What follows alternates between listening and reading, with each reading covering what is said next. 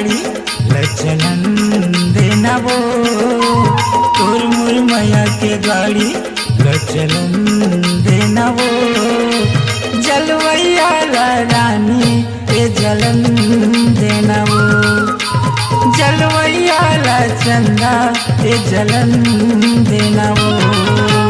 तोर मोर माया की गाड़ी ला चलन देना, तोर मोर माया की गाड़ी ला चलन देना, जलवैया ला राजा ये जलन देना, जलवैया ला राजा ये जलन देना।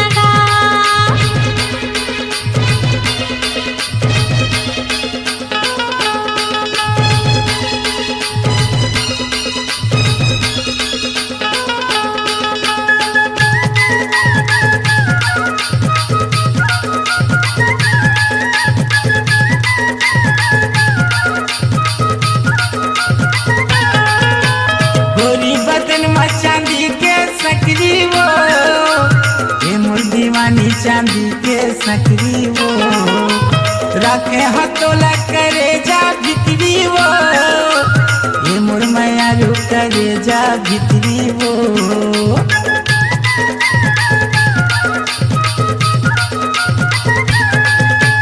गोरी बदन में चांदी के सकरी वो, ये मोर मैया रू चांदी के सकरी वो, रखे हथोला करे जा भितरी वो, ये मोर दीवानी करे जा भितरी वो, तोर मोर मैया के गाड़ी लचलन देना वो, तोर मोर मैया के गाड़ी लचलन देना वो, जलवैया ला रानी ए जलन देना वो, जलवैया ला जानू ए जलन देना वो।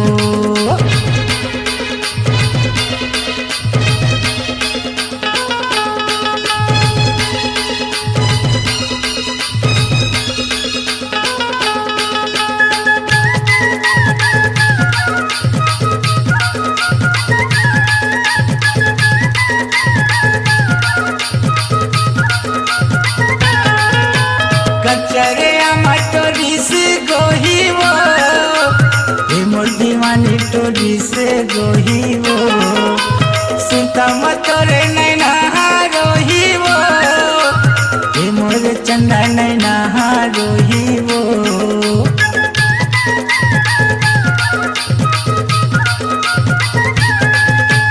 कचरे मटोरी से गोही वो, ये मोर दीवानी टोरी से गोही वो, सुता मतोरे नैना रोही वो, ये मोर मैया रू नैना रोही वो, तोर मोर मैया के गाड़ी लचलन देना वो, तोर मोर मैया के गाड़ी लचलन देना वो, जलवैया ला रानी ए जलन देना वो, जलवैया ला जानू ए जलन देना वो।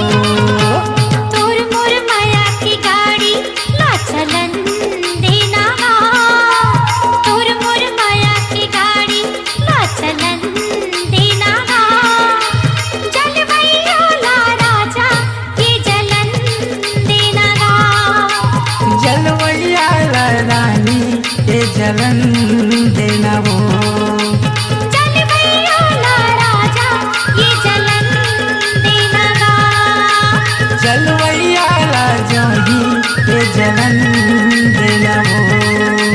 तोर मोर माया की गाड़ी ला चलन देना।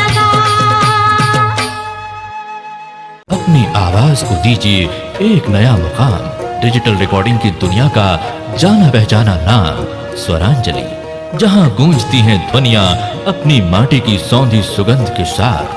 छत्तीसगढ़ी संगीत के विविध रंग जो पहुंचाते हैं पूरे प्रदेश में डिजिटल रिकॉर्डिंग के संग। स्वरांजलि स्टूडियो, नेमीचंद गली नंबर 2, गंजपारा, रायपुर।